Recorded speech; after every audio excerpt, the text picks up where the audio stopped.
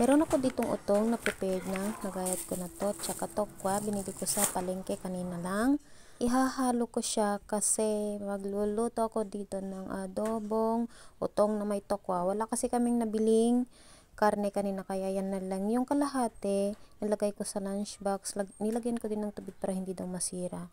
Tapos ginayat ko na yung tokwa. To prepare para mamaya is iluluto ko na ang aking adobong utong with tokwa. Hinugasan ko na dito yung utong, yung sitaw. Utong sa amin, sitaw yung Tagalog. Ganun.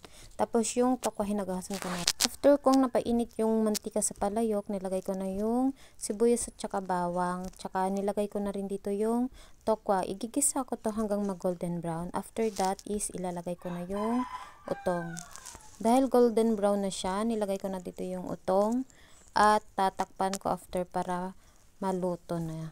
Ito, bali nilagyan ko siya ng soy, pampakulay. Hindi masyadong madaming nilagay ko kasi baka maalatan. Inanuan ko na lang ng asin, tsaka paminta. Yun lang yung nilagay ko. Tsaka nilagyan ko ng konting betchin. Betchin yung nilagay ko dito.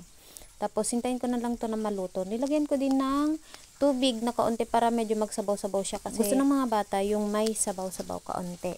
Bali, first time ng mga bata na makatikim ng tokwa or tofu. Kasi hindi pa ako nagluluto ng ganito dito sa bahay. Ano, Naimas? Ano? Ulit, Naimas? First time. Nagustuhan naman ng aking dalaga kaya okay.